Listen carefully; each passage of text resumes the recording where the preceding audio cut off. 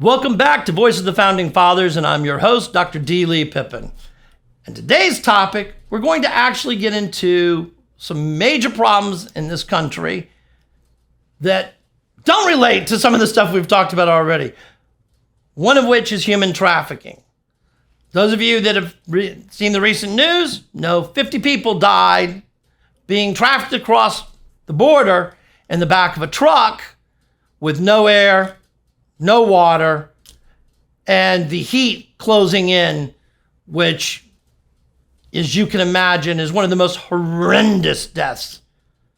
Because you also have to deal with watching everyone die around you as you're dying, gasping for that last breath of air, and you can't escape.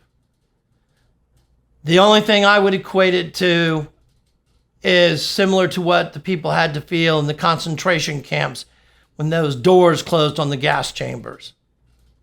Man's cruelty to man never surprises me. It should, but it doesn't. We traffic in human beings all over the world. And right now, I'm in Florida, in the Central Florida area. Where I'm at is the third largest in human trafficking in the nation. And many people go, how's that possible? We have two different kinds of human trafficking in this country. You have the locals, which deal with the gangs that use drugs and intimidation to force people into prostitution or being drug runners or mules at very young ages. And then we have the international, which kidnap people from various countries, addict them to different drugs, torture them to train them to be obedient and cooperative. And those, unfortunately, once you're put into the international trafficking, have an average lifespan of 3 years. Yep, 3 years. That's about all you have left of life once you get pulled in, unless somebody rescues you. Because they will take you around to various parts of the country or the states, put you out for prostitution, put you out for work, and then as you become less desirable, less useful, then they put you into more and more extreme things, extreme sexual things, including all the way up to snuff films. For those of you who do not know, a snuff film is where during the sex, the one partner actually murders the other partner. And if you think that that really can't be happening, you just go on the internet and look up the average numbers. It's surprising the sick things many people are into, and it's even more surprising how many people will buy it. All you have to do is look at when Jeffrey Dahmer's house was, where they took the items out of his apartment. They put them up for sale. And people were scurrying to buy anything. Why would anyone want a collection of serial murderers' possessions? What fantasy of yours are you feeding? And in that particular case, one person bought the entire collection so it would never go anywhere and had it destroyed. One of the victims' families. So we have a problem. Again, it's because we've stopped caring as a society. We've become empathetic sheep that just go with wherever the flow is. And as long as it's not in my backyard and as long as it's not in my house, I don't care. It's not my responsibility. Well, I'm here to tell you it is your responsibility. Most of these human traffickers are operating in good neighborhoods, not in the ghettos. There's no money in the ghetto for them. No, they're in the middle class and upper class neighborhoods, right under your nose.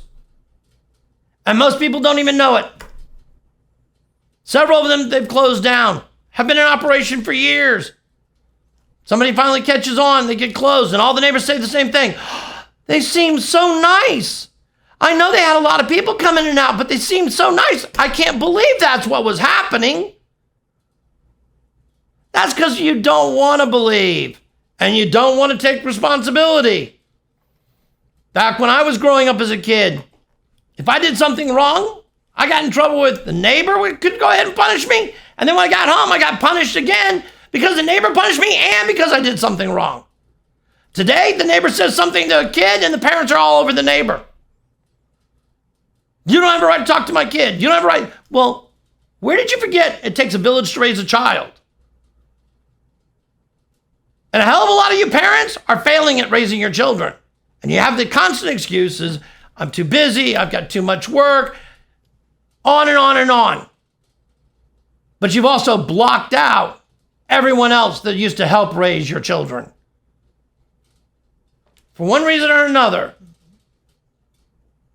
And we've isolated ourselves down. And we've gotten to where we've desensitized. See the news. Another mass shooting in a school. Another mass shooting in a grocery store or a department store or a church. And the only thing we listen for is what the count was. How many people died this time? There was what? During Memorial Weekend, 11 mass murders? 11.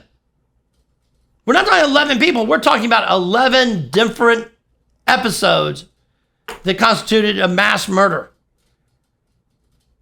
And nobody batted an eye. In 1960, one person got shot. And it was news. People were appalled. People were talking about being too easy on crime, too easy on this. Why is this happening?